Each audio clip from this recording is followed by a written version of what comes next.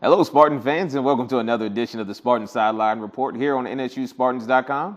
I'm Ross Gordon, the play-by-play voice of the Spartans, joined by Assistant Sports Information Director Mike Bello, and we'll be also joined by head baseball coach Claudell Clark and junior Zach Markel. Zach Markel, as I get it right for the second time, is also here with us. Had a huge weekend for the Spartans. They took 2 of 3 from Delaware State. A huge weekend for Norfolk State, especially on the road to get a win over Delaware State, which the Spartans lost to 3 games here at home to sort of make up some ground on the Hornets, and hopefully some things can work in their favor and can get closer to that number 1 spot. But for Zach, he was named the MEAC Player of the Week for his efforts, 2 home runs in the first day of that series, and they really powered Norfolk State to a huge victory. Yeah, I mean it was a couple of close games up there. You know, Zach's hitting; he's hitting a lot. You know, hitting well as the season's gone on. So he's going to be one of those players that NSU really kind of needs to count on to get that production at the plate. But as far as the wins, I mean, they could have had some of those wins. They could have had some of those games when they played Delaware State here. That one went in extra innings. They had some opportunities, couldn't convert. So going up there on the road is really big. And now for the most part, at the end of the season, they're at home for the rest of the year. So it's really going to be big for them. Probably what you want to see as the season goes along out of your team. You don't want them to peak too early, and it seems like they're starting to play their best baseball as the season has gone along, especially going into the tournament. You have a couple weekends at home, try to get some footing here because you're going to pretty much be here for the rest of the season. Yeah, like I said, they've kind of settled into a lineup, settled into a rotation there in their pitching, and that's the biggest thing is now guys know what exactly their role is. They know coming into the game, they know what their role is as far as with the team, and that's huge for them. It's a big mental hurdle sometimes you have to clear when you don't always know what your role on a team is. Also, confidence has to be building after the Spartans last Tuesday night played the Norfolk Tides in a series where the Spartans hadn't scored a run, hadn't had more than 3 hits in that game. They did a good job, came out, had 9 hits, I believe, in the ball game, scored 2 runs. And they got it from a variety of different sources. It seems like the confidence built up, especially after that ball game. Yeah, I mean, that was big. No matter who was pitching in that game, there's still AAA level pitchers. And, Robert Barefoot, Cody Ellis, several of those guys had good, solid hits. And that's key for them. Like I said, that's getting their confidence up. And they know that, hey, when we're going up to playing UMES or playing Coppin State, these guys aren't nearly the level of these AAA hitters that we got hits off of. And, the offense is really going to, if the offense starts picking up with the way their pitching has been going lately, I mean, they're really going to start catching fire. Cody Ellis, the first person to have 2 hits against the Norfolk Tides in the series. So congratulations to him. A lot of firsts as we welcome in the head coach here at Norfolk State University, Claudell Clark. Let's start last Tuesday. First of all, we talked about what the game meant to the community, just to have it, to have all the Little League teams come out. But to see the bats wake up against quality pitching for the Norfolk Tides, I believe everybody who played for the Tides either through 89 to 92 over the course of the night, besides maybe the starter, it had to be good that everybody pretty much really got the bat on the ball, even if it didn't go too far, or even if they struck out, they still pretty much got the bat on the ball. Well, it was nice to really, first of all, see our guys have fun and enjoy themselves on a baseball field. And then obviously it was a big bonus that everybody got hits. Even Cody Ellis, as you mentioned, had 2 hits. So it was really nice to see the guys, have some offensive production. And we had been swinging the bat pretty well.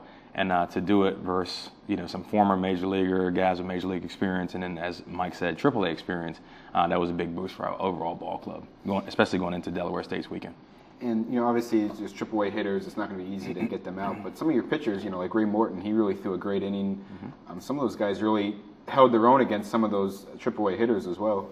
All right. Like I said, it's about location, and location and quality pitches play on any level. And we have some guys who are, in the mid upper 80s, and who located some pitches and threw pretty well. And we had some younger guys who had some rough outings, but it was a good experience for them, or a good learning experience for them, I should say.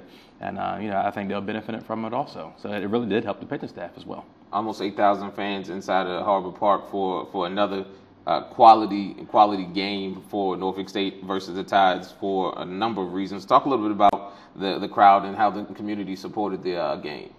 Well, like I said, we do a lot in the community with all the major youth leagues, clinics on campus and off campus. as much as we can possibly do, sometimes too much, but getting the players off, doing different things in the community, because that's really what we feel like a college team should do. It should be really active in the local area to build its fan base and to give back. And it was really nice to see all those groups support us. And when you have such support, I mean, it's just so much, it's great exposure for the program. You know, not everyone always knows about Norfolk State baseball, but, you know, when you get 8,000 fans out there, and, you know, I'm sure some of them were out there because they wanted to see the Tides, too. Right. It was the first chance to see the Tides. But still, you know, I mean, you really can't buy that type of publicity either for your program. Well, like as we mentioned, before the game happened, we talked about the attendance figures, and now with this one, over the course of 3 years, 24,000 people have seen us play. So that's not too bad for a college baseball team, which you don't normally identify with as being a large crowd, attracting type sport. So it's really been a unique experience for us over these last 4 years to really grow our fan base, grow our support base, because future recruits will come from this. High school coaches and youth baseball personnel are in attendance, and these are the future players and then future people who will be in our program. So we really need them to identify with us and really get to like our program. From the expanded confines of Harvard Park to the cozy confines of Delaware State, it seemed like the transition from that game to the Delaware State series was seamless, and we really picked up where we left off against the Norfolk Tides, especially hitting the ball. Well, as I was talking with Zach earlier, I said, it's really been nice as a coach because I really have not had to really motivate the players to be lively. The energy in the dugout was great. You would have thought it was a tournament. The players who were in the starting lineup, they had a heightened sense of things. And, if it was in the strike zone, it was going to get hit. And that was really how you want to play tournament game or conference games and really lead into the tournament. So we were starting to get that feel already. Even though they had good pitching, they were a good team. Our guys really felt like this was it. They had to perform right now. And that's something great when you don't have to, motivate and hype up a bunch of guys to do that. When they come out of the hotel ready to do that on their own, that's a good feeling as a coach. And, we'll turn to Zach now. And Zach, this is your first year with the program. Obviously you'd heard about, playing the Norfolk Tides, but what was it like the first time out there playing in a Triple League stadium, playing, guys that had been in the major leagues before or working their way up to the major leagues now? I mean, what was the experience like for you? I mean, it was just an awesome experience. I mean, it's really unexplainable. It was cool. Have you ever been done anything like that before? Played that type of hitters or pitching or anything like that? No, I never played against any major league affiliate before, but I mean, played in the stadium like that, yes, and it was awesome. Let's talk about the game itself. You hit the ball well against the Tides. You had some solid at bat, hit a scream in the right field, but right at somebody. Talk a little bit about what that game meant, because you're not using your normal metal bats, or you're using wooden bats, and you're not seeing the normal 84 to 85 mile an hour fastball and the ridiculous change-ups and curve balls that you see all the time at the MEAC level. You're seeing what you'll see in a regular major league game. How did that help you out seeing the baseball? Well, like he said, with us getting hits against those guys, it gave us a lot of confidence. And I mean, in practice, most of us use wood anyway, every other day or just at least twice a week, whatever. So that wasn't much of a difference for us. And I mean, it was just a big confidence boost being able to hit that kind of pitching, because I mean, we rarely see that. So I mean, that was good. Coming into the last year, NSU kind of struggled at the plate. We had some good hitters, but our offense wasn't where Coach Clark obviously felt it should have been. And so obviously coming into the next year, people always talk about, okay, what guys you got coming in that'll play well, and your name was always one of the first ones to pop up. When we're talking about the next great hitters that are coming through. When you're coming into a situation like that, is it tough to not put too much pressure on yourself, to feel like, hey, these guys are really kind of counting on me to be one of the best hitters in the lineup? Is it tough that you don't want to put too much pressure on yourself sometimes? Yeah, at first it was, but I mean, we have a great group of guys, and everyone hits the ball well. So, I mean, that's helped. And I mean, having Cam Day hit behind me, it took a lot of pressure off my shoulders. So it's just been a fun year so far. Speaking of the year, we've talked pretty much all up until this point about it being a little chilly outside playing in these games. Talk a little bit about from your background. It seems like you are okay hitting in the chilly, whether you're from the state of Pennsylvania. So I'm sure it doesn't get warm up there until around this time. Yeah. So talk a little about growing up, playing baseball, and how this has helped you, especially hitting the ball down here.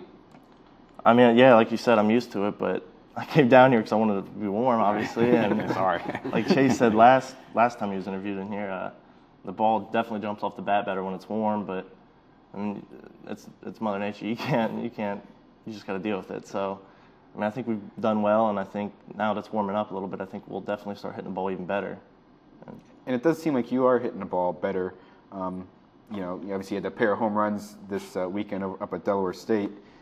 And obviously, when you're at Delaware State's a smaller field, and Norfolk State's kind of a wide open. It's a major league ballpark type dimensions.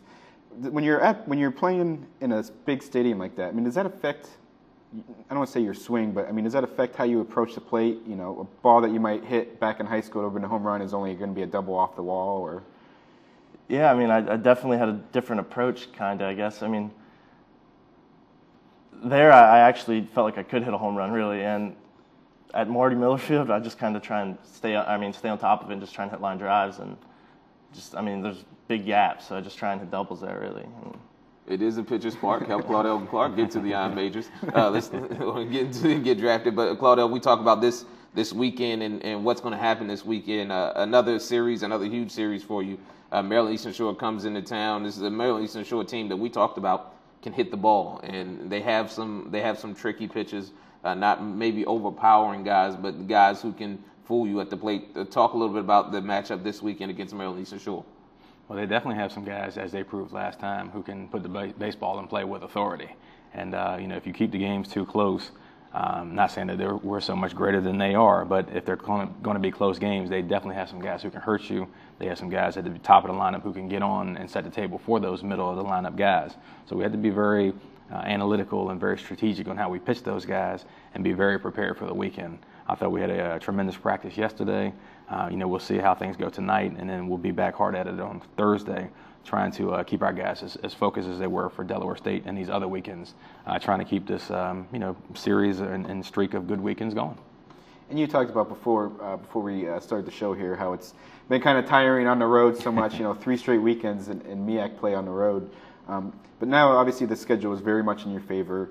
5 of the next 6 weekends, which includes the MEAC tournament, you're going to be here. Right. You might have a few midweek games here and there on the road, but for the most part, you guys are basically going to not be leaving your homes for the next 6 weeks. I mean, how much of an advantage does that really set up for you guys heading into the stretch of the season?